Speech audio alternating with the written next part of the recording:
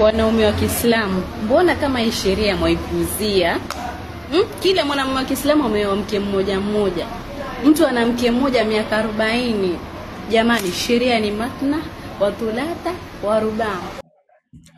Assalamu alaikum Tanzania, assalamu alaikum Afrika Mashariki. Mimi naitwa Hassan Yusuf, karibu katika Akhera podcast ya Iqra FM. Karibu sana.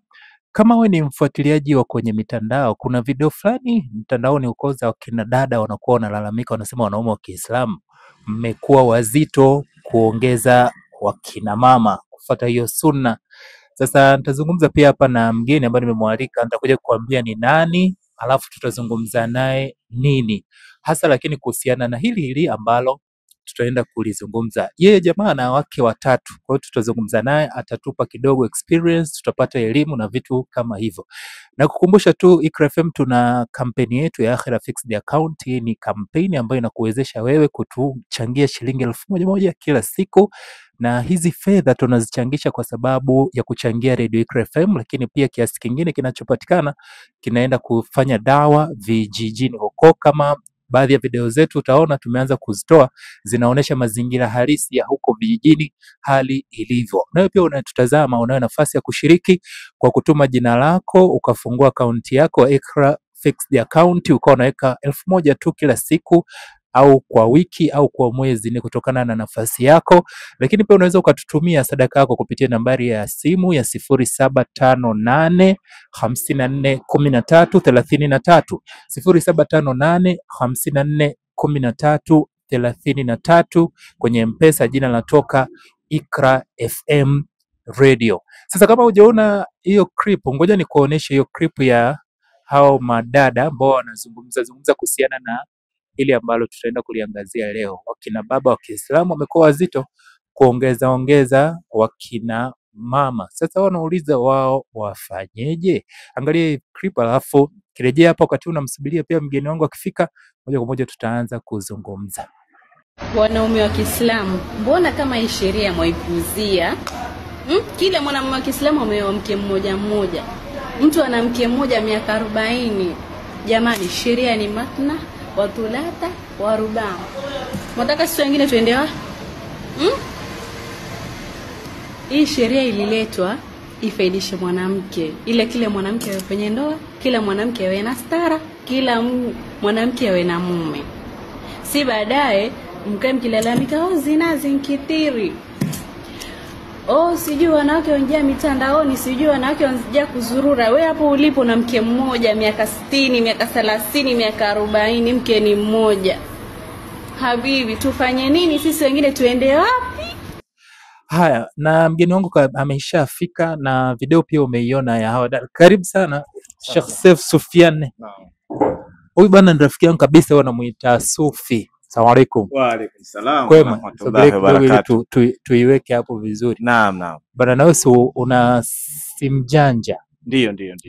Unaonaga wale wakina dada ambao huwa wanasema kwamba baadhi ya wanaume wa Kiislamu siku hizo wamekuwa wazito? Naam. Yaani kuongeza. Ndio, naiona na huwa wanajadili sana. Sasa wengine wanasema afu hawa kina baba pia wanasema wanawake hawa siku hizi wamekuwa wengi mtandaoni, zina imekuwa nyingi. Naam. Unaonaga nawe? Naonaga. Mara nyingi sana na huwa nawafuatilia sana.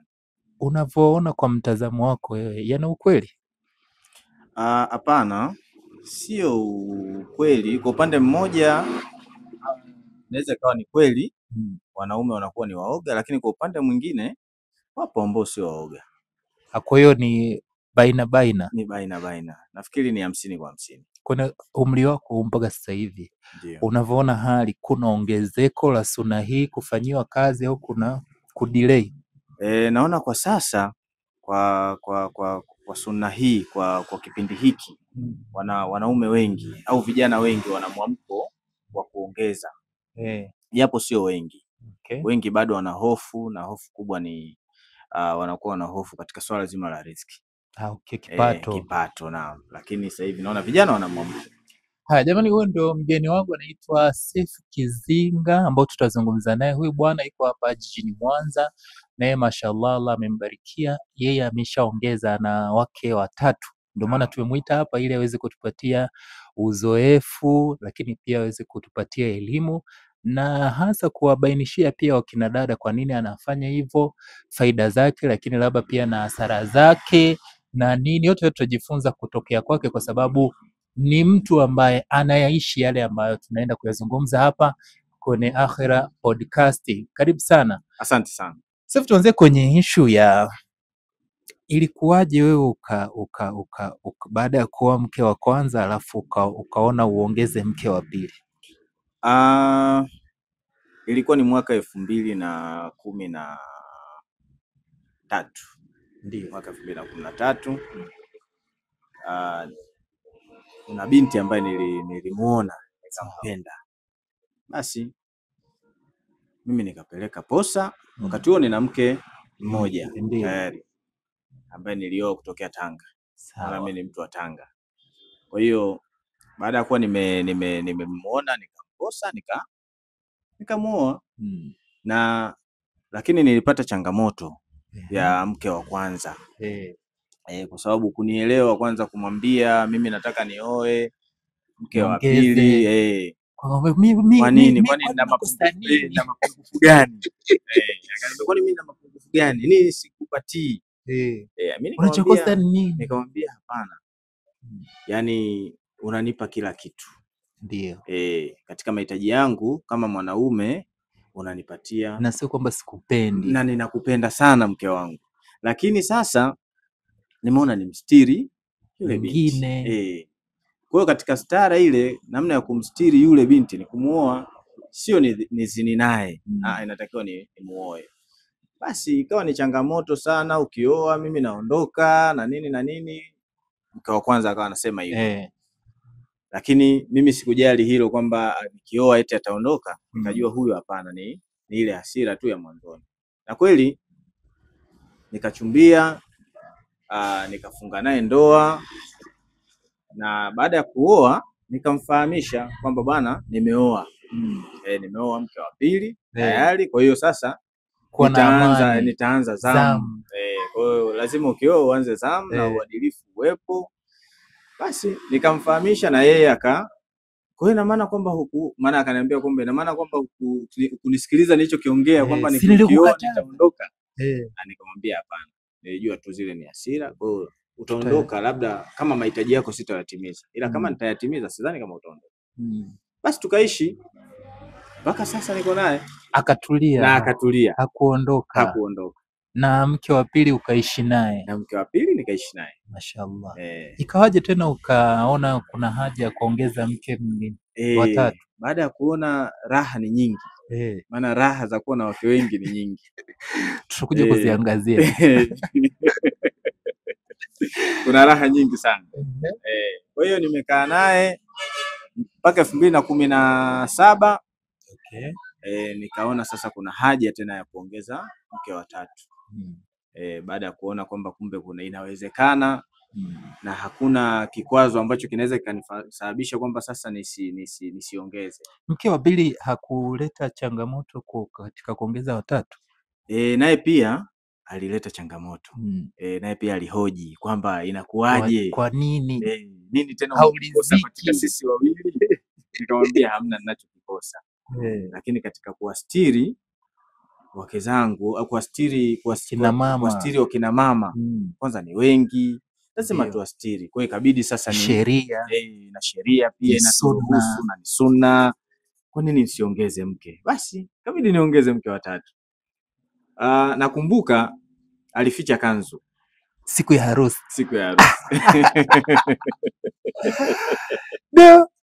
Alificha kanzu. Ulinunua kanzu yako safi kwa sababu ya harusi, lakini ilifichwa ili usiende kuolea. Na mpaka nakumbuka mpaka ule muda wa ndoa unafika. Mimi najua kanzu yangu ipo, lakini nimekwenda naangalia kabatini haipo. Nauliza, anasema mimi sikuitoa, wewe angalia ipo huko. Hiyo ndo changamoto ambayo nilikutana nayo, na ni siku ya ndoa. Ukafanyaje? Nilichokifanya baada ya kugundua sasa ile hali, kanzu haipo, kofia haipo, kiremba hakipo, Sendozi hazipo. Ameficha kwamba ili nisifanikiwe katika swala zima la mimi kwenda kuoa. Lakini nilichokifanya ilibidi nifanye initiative ya haraka sana ya kutafuta kanzu nyingine, kofia nyingine na sendozi nyingine, na nikafanikiwa kwenda kuoa. Mashallah. Na baada ya kuoa nikawafahamisha wote kwamba bwana, tayari nimeshaoa mke wa 3. Kwenye changamoto hizo umebaini nini kwa wanawake kwenye situation za kuoa, kwenye ufahamu wao, kwenye akili zao umehisi wana nini, yani wanachokitambua kuhusiana na hiyo hali? Yani kwa sababu ilitokea changamoto hii kwa mke wa kwanza, wakati naongeza mke wa pili. Ndio. Na wakati naongeza tena mke wa 3, niligundua kikubwa kinachowasumbua sana wanawake ni wivu. Wanahisi kwamba nikiongeza mke wao yani kuna vitu nitapunguza kwao. Ndicho wanachohisi. Lakini baada ya muda ninapoishi nao wanajua kumbe hakuna chochote kinachopungua, na wanaridhika na wanaendelea na maisha, na tunaendelea na maisha kama kawaida. Kwenye mgawanyiko wa mapenzi, naam, japokuwa ni siri, upo mgawanyiko, kuna unaowaelewa zaidi kuliko wengine? Kila mwanamke ana vitu vyake. Kila mtu ana nafasi yake. Ana vitu vyake. Na yani ninaposema ana vitu vyake, yani unajua hawa wanawake, kila mtu Allah amemfadhilisha. Kuna kitu amempa. Yani kuna kitu anacho ambacho huku unapata, huku unakosa, huku unapata, huku unakosa. Yani kila mmoja ana kitu chake. Kwa hata sasa hivi ukiambiwa umwache miongoni mwao ni ngumu. Ni ngumu kwa sababu kila mtu kuna kitu ambacho ninakimisi kwake. Kwa sasa nikimwacha inabidi tena nikitafute kile kitu ambacho nakipata kwake, ambacho hawa wawili hawana. Na hawa nao nikisema nimwache huyu katika hawa wawili, nao kila mmoja kuna cha kwake anacho ambacho nakitaka. Kwa hiyo Mwenyezi Mungu amewaumba wanawake pamoja kwamba ni jinsia moja, lakini wana vitu vyao tofauti. Yani ule ubunifu. Kila mmoja ana ubunifu wake. Yani nikitolea mfano, kwa mfano kwenye mapishi. Natolea mfano kwenye mapishi. Kuna mpishi mzuri sana wa ugali. Alafu kuna mpishi mzuri sana wa wali. Alafu yeye hajui kupika ugali. Alafu kuna mpishi mzuri wa makande. Kwa hiyo ukitaka ugali unajua niende wapi? Niende wapi? Kuna ugali mzuri. Nikitaka makande najua makande yanapikwa sehemu nzuri pale. Nikitaka wali najua wali unapikwa vizuri pale. Tupo na Seif Kiziga hapa kwenye Akhera podcast ya Iqra FM. Tunazungumzia kuhusiana hasa na baadhi ya video clip za kina dada ambao wakilalamikia kuhusiana na issue ya baadhi ya wanaume wa Kiislamu wamekuwa wazito kuongeza wakina mama. Wanaume wa Kiislamu, mbona kama hii sheria mwaipuzia? Kila mwanamume wa Kiislamu ameoa mke mmoja. Mtu ana mke mmoja miaka 40. Jamani, sheria ni matna wa thulatha wa ruba. Mtaka sisi wengine tuende wapi? Hii sheria ililetwa ifaidishe mwanamke. Kile mwanamke awe kwenye ndoa, kila mwanamke awe na stara, kila mwanamke awe na mume. Si baadaye mkae mkilalamika zina zinkithiri. Sijui wanawake wanjia mitandaoni, sijui wanawake wanjia kuzurura. Wewe hapo ulipo na mke mmoja miaka 60, miaka 30, miaka 40, mke ni mmoja. Habibi, tufanye nini sisi wengine, tuende wapi? Seif, turudi sasa kwa upande wa jamii. Kwanza kabla ya hili swali ambalo nataka kuuliza, hali yako ya kiuchumi ilikuwaje wakati unaoa mke mmoja?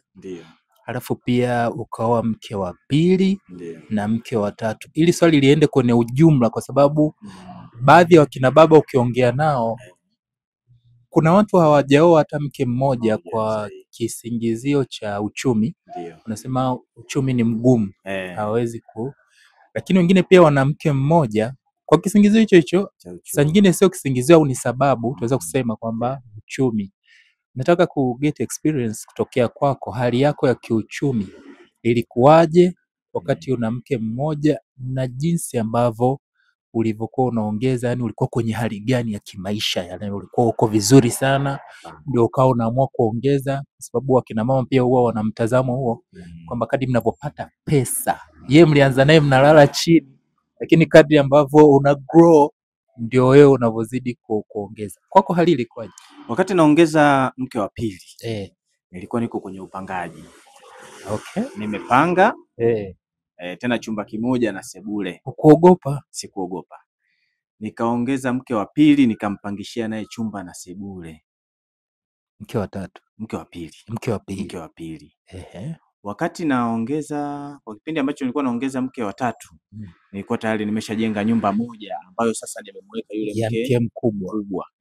Lakini mke wa pili nilikuwa nimempangishia, na mke wa tatu naye nilikuwa nimempangishia nyumba pia. Yaani uchumi wako ulikuwaje? Ulikuwa na hela sana? Ulikuwa na fedha nyingi? Hapana. Ulikuwa ni uchumi wa kawaida sana. Huu wa kawaida wa kwetu. Huu wa kwetu. Tena pengine hata wewe pengine una kipato kikubwa, kwa sababu nilikuwa nalipwa mshahara wa shilingi 600,000 kwa mwezi. Na nina wake wawili. Umeshanielewa? Una hapa mmoja tu mtihani. Na wake wawili.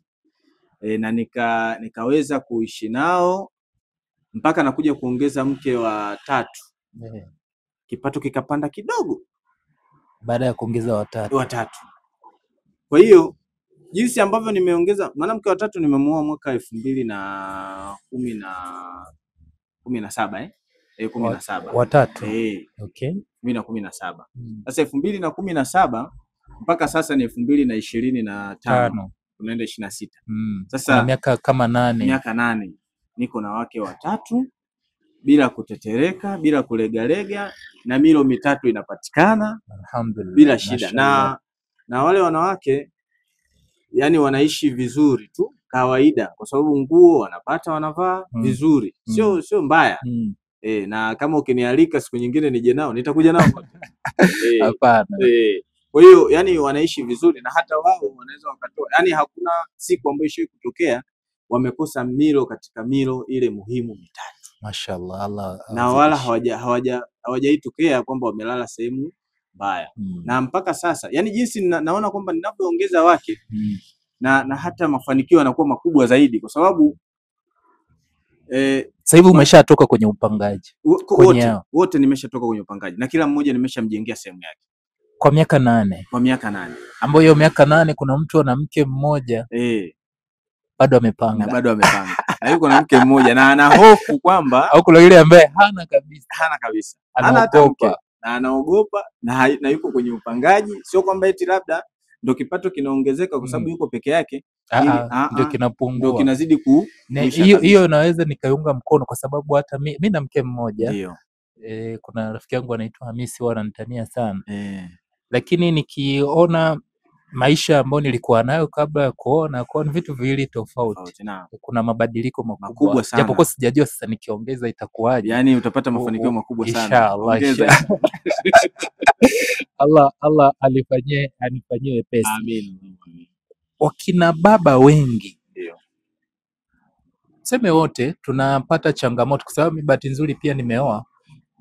Kuna muda hasa waliokosea pia kwenye kuoa. Unajua wanawake wana changamoto. Sasa changamoto zaidi unajua tukisema changamoto ni ule ubinadamu. Sahihi. Mimi sioni kama ni changamoto actually ukimpata mtu sahihi. Sawa. Kwa sababu kutokuelewana kidogo kwenye mtazamo, wewe umewaza hiki mkapisha, ile ni sawa, kwa sababu hata mnaambia sehemu mkikaa sehemu moja alafu yani wewe unachosema ndicho, ujue kuna tatizo. Lazima kidogo lazima kuna ule uhuru wa mtu. Kwa hata mwanaume asimtafsiri mwanamke, kuna ule uhuru. Umemwambia kitu cha kikawaida, yeye akaona sio sawa, au akakwambia hivi, ni uhuru pia, ni binadamu, ana haki, ana mawazo yake na mtazamo. Kwa hiyo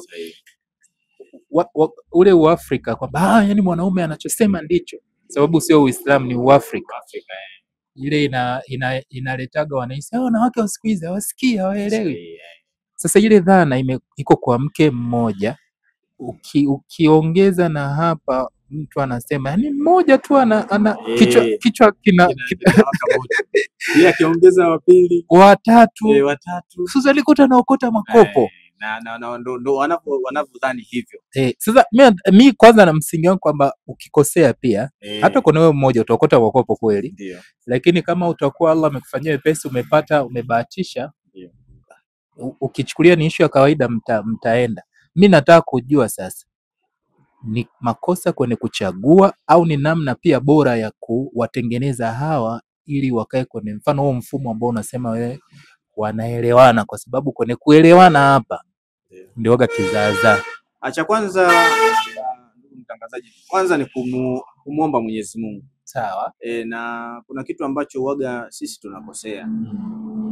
Huwa hatumtangulizi Mwenyezi Mungu katika kupata mke bora pia. Kwa sababu wanawake ni wengi, ni warembo sana. Wengi mno, lakini sasa kumpata yule ambaye ni sahihi kwenye maisha. Hapo ndo mtihani. Kwa hiyo cha kwanza ni kumuomba Mwenyezi Mungu, na kama umempenda binti, huwa mimi naswali rakaa 2 cha kwanza. Istikhara. Naswali rakaa 2, unamuomba Mwenyezi Mungu kwamba kama huyu mwanamke ana heri kwangu na maisha yangu na kizazi changu, basi Mwenyezi Mungu nifanyie wepesi nimpate. Ila kama hana heri kwangu na kizazi changu na maisha yangu yote kwa ujumla, niepushe naye. Sasa ni namna gani atakupa yule mwanamke? Ni pale ambapo utaona kwamba umefanikiwa na umeenda ukampata, ujue Allah amekubali, ametia wepesi. Lakini ukiona kuna ugumu kila unapomfuata, baada ya kuiswali rakaa 2 zile, unamfuata inakuwa kuna ugumu, wewe achana naye. Huyo Allah anakataa, huyo hataki awe. Sasa kwenye hii issue ya kuwaweka sawa, tunataka tupate hapo elimu. Ulifanyaje? Kwa sababu wale pia ni binadamu, lazima kuna hizo sintofahamu na nini. Hekima gani ambayo ulitumia? Tena huwa wanakuwa wakali sana. Ukiongeza mke, kwa mfano una mke mmoja, yule wa kwanza anakuambia tena sitaki hata kumuona. Sitaki kabisa hata kumuona huyo mwingine. Lakini huwa ni hasira na wivu. Utakaa tu baada ya muda, kwa sababu lazima wafahamiane. Sawa. Kuna leo, kuna kesho, na ni familia moja. Na wao wenyewe faida hizo wanaziona sasa hivi, japo mwanzo walikuwa hawazioni. Kwa hiyo utakaa baada ya kipindi fulani, utamuita yule mdogo au utaenda naye kwa mkubwa. Anapokelewa. Kwa mwanzoni inakuwa ni mtihani. Tena ataona ni dharau kwamba yaani umeniletea mke wako hapa. Kwa nini uniletea mke wako hapa? Umeshinda naye huko. Mimi nimewafuata. Utaambia mke wangu samahani, lengo la kuja naye huyu mwenzio ni kukutambulisha, mfahamiane. Huyu ufahamu. Unakuwa umemwandaa kabla au unamfanyia surprise? Mwanzo utamwambia kabisa kwamba bwana nitakuja na mwenzio ili mfahamiane. Lini sasa? Ndo hapo tena atakwambia mimi sitaki hata kumuona. Kwani nimtambue ili iweje? Anisaidie kwa sababu nishapata taarifa, mimi nitaenda naye. Bwana nilikwambia siku ile nitakuja na mwenzio, ndio huyu anaitwa fulani binti fulani. Kwa hiyo umfahamu, ndo mke wangu mdogo, ndo mke mwenzio. Reaction yake inakuwaje pale? Pale reaction yake anakusikiliza tu, tena kavimba, unakuta kanuna, ajibu hajibu chochote. Karibu kamaliza. Na huyu naye unamwambia bana, huyu ndo dada yako, ndo umemkuta, umheshimu kama dada yako, na wewe dada mtu huyu umheshimu kama mdogo wako. Kwa hiyo mheshimiane, maisha yataendelea. Na unawapa elimu. Leo na kesho inaweza ikatokea wewe umeugua, unaumwa huko hospitalini, mdogo wako atakuletea chakula, atakuletea uji, atakuletea chakula. Kwa hiyo na wewe pia itatokea huyu ameugua, huyu ndo ambaye anaweza akakuletea uji au chakula. Pengine mimi niko mbali, niko kazi, kutokana na shughuli zetu za kikazi. Kwa huyu anaweza akakusaidia. Kwa atakaa vile, lakini mwisho wa siku utashangaa wenyewe wanatembeleana wenyewe taratibu, kwa sababu ni jambo la kheri. Allah anatia taufiki baadaye. Kwa unakuja unashangaa wenyewe wanatembeleana, tena mwenyewe unakuja kushangaa, nataka niende kwa dada yangu au nataka niende nikamsalimie mdogo wangu. Kwa ndo hivyo wanavyofanya. Mwisho wa siku wanaelewa, wanakaa vizuri kabisa. Okay. Kuna mambo gani ambayo kwenye maisha yako hautasahau kwamba baada ya kuwa na wake watatu hapa nina enjoy, yani kuna mambo gani ambayo unaona okay, hii sheria Allah aliweka ina raha yake? Hii sheria ina raha kubwa sana. Akasema kuna raha nyingi kuliko shida katika hili, ila wengi wanahisi kuna shida nyingi kuliko raha. Ndio. Raha zilizopo, kuna kipindi fulani ilikuwa naumwa. Niliumwa kwa kipindi kidogo. Yani kama siku 4-5 hivi. Raha ambayo niliipata, maana nilivyotoka hospitali nikarudi nyumbani sasa. Kwanza hospitali kule walikuwa wanakuja wote. Huyu wanakuja kwa yani, pamoja au mmoja mmoja? Yani wanakuja, yani kwanza ile wakaungana kwa sababu mimi sinaumwa na ndo msingi mkubwa. Kwa hiyo kwanza raha ya kwanza wakawa wanakuja wote. Kwa hiyo nikiwaona wote mimi nafurahi.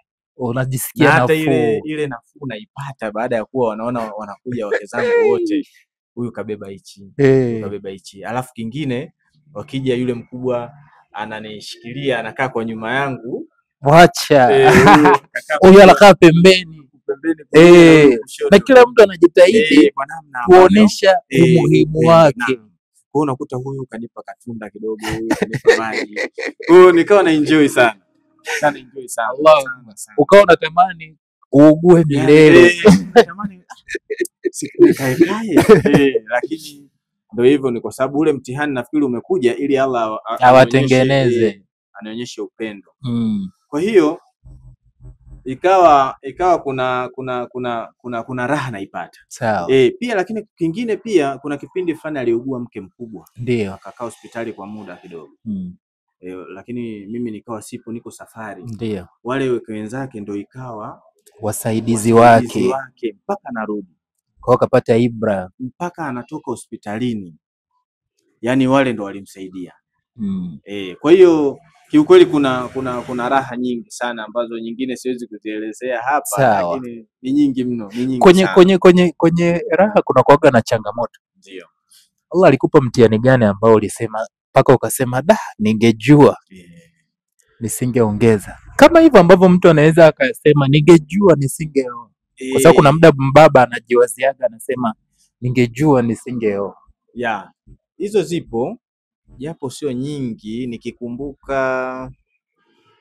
Nikikumbuka ni moja. Ilitokea wakati naongeza mke wa pili. Yule mke wa kwanza baada ya kuongeza changamoto ambayo nilizipata mwanzoni kabisa baada ya kuwa nimeoa, na hiyo ikanisababisha kweli nikasema kwa nini nilifanya hivi? Ni pale ambapo mke wangu yule wa kwanza baada ya mimi kuongeza mke wa pili akanishift kitandani, yani akahama akalala kwa watoto kwa ile hasira. Ndio. Ya kwamba mimi kwa nini ameniongezea mke, akawa analala kwa watoto. Na alilala kipindi cha mwezi mzima. Yani mimi naenda zamu huku, nikirudi zamu huku nitalala mwenyewe. Anahama. Na ukampa wasa kutaka kumforce? Hapana, sikutaka kuwa na hasira, nikajua yeye ndo ana hasira za kwanza zile kwa sababu nimeongeza, nikawa namsihi tu mke wangu usifanye hivi, usifanye hivi, usifanye hivi kwa sababu hii ni jambo la Allah. Kwa hiyo nikawa naendelea kumsihi kwa kipindi chote cha kutumia jazba. Sijatumia jazba kwa mwezi mzima wote ule ambao nilikuwa nalala peke yangu. Kwa huduma kwake nikawa naikosa. Tena nafikia mahali kuna kipindi hata chakula haniwekei. Yani amebadilika. Chakula hanipi kabisa.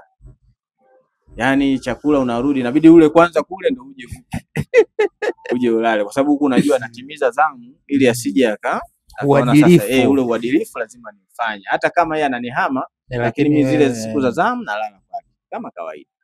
Hicho ndio kipindi kidogo ambacho kilinifanya nione kama vile mbona hii hali inakuwa ngumu. Lakini baada ule mwezi tena yeye mwenyewe alijirudi akasema bana, mume wangu nimekaa nimetafakari, nimeona ninachokifanya sio sahihi, naomba tuendelee na maisha ya kawaida. Nikamwambia mimi mke wangu niko radhi na wewe na hakuna tatizo kabisa. Na mpaka sasa naona amezoea na ni kawaida. Hiyo ndo ambalo siwezi kulisahau. Lingine ni lile la kufichiwa tu kanzu ndo ambalo kidogo yani kanzu unaenda kuolea unaona imefichwa. Hatari. Sasa ikakuta hauko vizuri kimfuko. Hapo ni mtihani. Jambo lolote linaweza likatokea. Unaweza kaenda na suruali. Watu wakashangaa bwana harusi kuoa akapiga jinsi na nani na t-shirt. Sasa wakati tunamalizia hapa. Ndio. Uzito unatoka wapi kwa sisi kuoa? Tuna hofu. Ni hofu ya maisha. Hofu tu ya maisha. Yaani ni mtu anakuwa na hofu kwamba sasa yaani kama ile hofu ya kwanza ya kutaka kuoa mke wa kwanza. Kwa sababu kijana kabla ya kuoa mke wa kwanza pia huwa anakuwa na hofu. Yes, anakuwa na hofu kwamba nitaweza kweli? Kwa sababu hata mimi mwenyewe kwanza nawaza. Sema hivi kweli kila siku nitaweza kuwa naacha kodi ya meza? Kodi ya meza. Naam. Kwamba sasa hii nitaweza kweli kumhudumia huyu mwanamke? Inawezekana, tena inawezekana sana. Na Mwenyezi Mungu mimi nimeona kwa kipindi hichi nilichokaa kuanzia 2013 tangu nimeongeza mke wa pili, na 2017 nikaongeza mke wa tatu. Yaani nimeona Mwenyezi Mungu jinsi unavyoongeza, unavyokuwa na idadi kubwa ya watu, Mwenyezi Mungu ndivyo ambavyo anazidi kukupa riziki kwa namna yeye mwenyewe anavyojua. Unashangaa kipato changu mimi napata let's say labda milioni 1 kwa mwezi. Ndicho kipato changu ninachokipata. Lakini kuna milioni 1 nyingine ambayo utaipata basi nawe kujua kutokana na Mwenyezi Mungu mwenyewe anavyojua. Unashangaa tu labda kuna kazi fulani umefanya ofisini, unalipwa au unapewa kazi labda bwana, unashangaa tu zinatokea na zile ndio zinafanya watu wengi tunaishi, sio kwa sababu ya mshahara. Mshahara huo sasa unashangaa kuna mimi nina biashara ambavyo nafanya tofauti na kazi ya niliyoajiriwa nayo. Lakini unashangaa hizi kazi za huku zinakuwa ni nyingi za nje. Yaani unapata kazi vingi sana. Vinakusababishia unapata fedha na maisha yanaenda vizuri sana. Sasa nikagundua kwamba zile nafikiri ni wale ambao niko nao na ninavyoishi nao vizuri, wana riziki zao zinapitia kwangu mimi. Kwa hiyo unakuta maisha yanakuwa ni mazuri tu na unaishi. Kwa hiyo sisi kinachotuchanganya zaidi ni hofu. Ni hofu ya riziki. Tuna hofu ya riziki. Basi yani mnampangia Mwenyezi Mungu kwamba sio kwamba imani zetu ziko chini. Yaani mnampangia Mungu kwamba Mungu bwana, mimi hichi alichonipa hichi hawezi kunipa kingine, lakini ni imani. Yaani kuwa na imani na unapoongeza, yule mwanamke anakuja na riziki zake. Yaani yule anakuja na riziki yake. Kwa hiyo riziki yake Mwenyezi Mungu anaweza akaamua ipitie kwako. Yes, yuko ndani, inapitia kwako wewe bila wewe kujua. Sefu, unajisikiaje baadhi ya watu huwa yaani ni kama wanaichukulia mtazamo tofauti issue ya yaani mtu ukiwa na wake 2 watatu, yaani kwenye jamii saa nyingine unaonekana kama vile mtu fulani wa ajabu. Yaani kuna namna fulani hivi mtu anaweza akavalishwa wewe wanawake. Tena hali inatokea hiyo. Na kuzingatia kwenye mazingira yetu. Yani hata unajua kwa sababu baadhi ya miji ni mambo ya kawaida. Kwa huku, kwa mazingira ya huku, kwa mfano kwa mkoa wetu wa Mwanza, mimi nimeona wanaichukulia tofauti sana. Hata mazingira ya kazini, mimi unajua niko wazi. Hadi ofisini mimi wanajua kabisa. Na una feel proud. Tena najisikia vizuri mno. Yaani hadi bosi wangu mimi huwa namwambia bana, aliwahi kuniuliza, nasikia una wake 3. Ngambia ni kweli, bosi, nina wake 3. Na sasa nina watoto 12. Mashaallah. Akashangaa sana. Yaani una wake 3 na watoto 12, unaishije nao? Na nikamwambia mimi watoto wangu na wanasoma academy. Wako academy, yani wako shule ya private. Ndio, 12. Na wako 12. Japo wengine ni wadogo hawajaanza shule. Sawa. Lakini yani ikamtia kidogo, kwanza ananishangaa. Kwa hiyo inaweza kama mimi mwenyewe nyingine ninapokushangaa. Kama unavyonishangaa, basi kuna wengine pia hivyo hadi ofisini kule wananishangaa. Na mpaka inafikia mahali na kuaga kama gumzo. Yaani naweza nikawa tu hata niko na watu hiyo usiwe kama huyu wanawake 3. Sijui anataka wapeleke wapi. Umeshanielewa, lakini unakuta huyu ambaye anasema hivyo na mimi mko tofauti. Yani utofauti ni mkubwa. Yani yeye naona yeye anakuwa na mawazo sana kuliko hata mimi. Mimi niko happy, niko na furaha, naishi vizuri na wake zangu. Anakuja ofisini labda kule kumchika kimoja. Unakuta asubuhi anawaza sasa, maisha naona yamekuwa magumu. Wewe una mke mmoja, sio watoto 2. Yanakuwaje magumu? Mimi nina wake 3 na watoto 12. Mbona mimi maisha naona yako fresh tu? Na ukifika kwangu pale waulize watoto wangu, milo wanayoitaka hawaipati. Yaani wamehitaji wali leo watakula wali, wamehitaji ugali watakula ugali, alhamdulillah. Na hawajawahi kukosa siku wakasema wamelala na njaa. Mashallah. Sasa wewe leo inakuwaje una mke mmoja na watoto wawili alafu unalia njaa?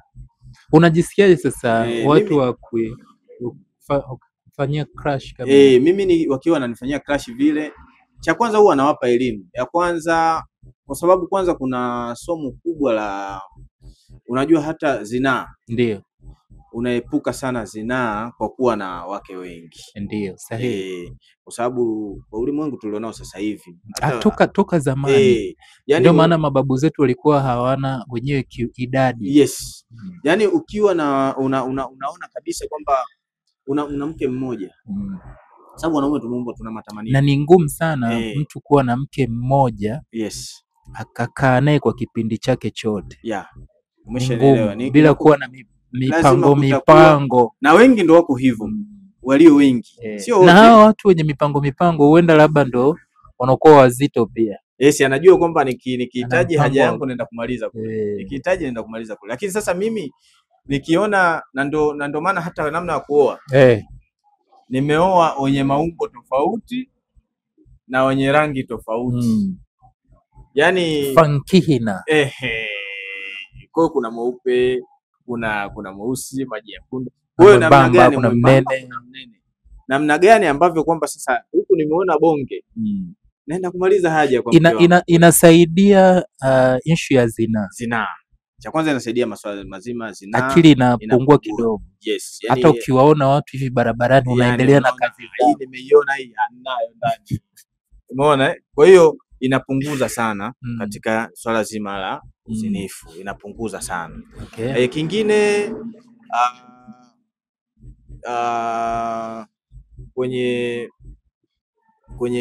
kwenye nimesema kwenye matamanio, inapunguza masuala zima ya matamanio. Lakini vile vile pia inapunguza idadi kubwa ya wanawake ambao hawajaolewa. Kwa mfano, ndugu mtangazaji, hapo ungekuwa na wake 4, mimi nina 4. Hebu angalia, kuna idadi kubwa hapo tumepunguza kutoka katika jamii. Wanawake ni wengi sana. Takwimu inaonyesha ni wengi mno. Hata pia kwa nchi yetu. Kwa nchi yetu ni wengi sana wanawake kuliko wanaume. Sasa hivi tukipunguza idadi ya wale wanawake ambao hata wale wanaojiuza watapungua. Lakini sasa sisi tukiwa waoga hatutaki kuwaoa. Tena mwingine anakuambia kwamba haya, wewe ulivyowaoa wamepungua, sasa ngambia na wewe uongeze. Ndio. Tukiongeza tukahamasishana tuwaongeze wanawake hawa. Hatutawamaliza, lakini angalau tutapunguza idadi kubwa ya wanawake ambao wanasema sasa hivi. Unaona mpaka kwenye mitandao wanawake wanakuambia mimi natafuta mume, wanalalamika. Wanalalamika. Yaani mpaka anasema room ingekuwa kubwa mimi ningewanusuru wengi. Ile room kwa sisi tunaruhusiwa 4. Tumalizie kwenye swala mtambuka. Naam. Baadhi ya wakina mama sasa hizi, kama unawafuatilia pia kwenye mitandao, ndio nafuatilia sana, kumekuwa kuna malalamiko ya kutoridhika kimahusiano, kwamba wakina baba wengi sasa wana changamoto ya kuto kuwaridhisha wanawake zao. Akili ya kawaida mtu anawaza kama mmoja tu. Siku moja kwa pale msikiti wa Masjid Abedi wanasema mpaka afunge kilemba. What if kwa mtu ana wake 3 au 4? Kinachosumbua kikubwa na wengi wanahisi hivyo. Hata mimi huwa wananiambia, wananitaniaga sana, unasaidiwa, wananiambia sana hivyo, unasaidiwa. Kikubwa ni hofu ndio inawasumbua sana vijana. Yaani wanakuwa na hofu. Kama huna maradhi yoyote katika mwili wako, huwezi ukakosa hamu ya tendo la ndoa. Ndio. Kama huna maradhi yoyote katika mwili wako, huwezi ukakosa kumridhisha mke wako. Kwa hiyo kinachowasumbua wengi sana, unakuta hana maradhi yoyote katika mwili wake. Hana upungufu unaoitwa sio upungufu wa nguvu, lakini ile hofu, anakuwa na hofu kwa sababu tu tayari mentality kichwani shaharibika, kutokana na anayoyaona kwenye mitandao ya kijamii na nini. Kwa hiyo anajengeka hivyo kwamba bwana mimi nitaweza kweli kumtimizia wewe. Lakini ni ile hofu. Unapoingia katika tendo, ondoa hofu. Kula vizuri, umeshiba vizuri, fanya mazoezi. Sababu na wengine mazoezi hawafanyi. Wengi hawafanyi. Fanya mazoezi. Sasa ukiwa unafanya na mazoezi, unakula vizuri, afya yako iko imara, lazima utamtimizia haja mke wako. Tupe Na hata wanawake hata wanawake walio wengi wanakosaga kutimiziwa haja zao. Yaani yeye ndo anajichelewesha, kwa sababu pia walio wengi, kwa sababu anakuwa na mambo mengi sana kichwani. Yaani anaingia kwenye ile tendo, lakini kuna vitu vingine anaviwaza. Sawa.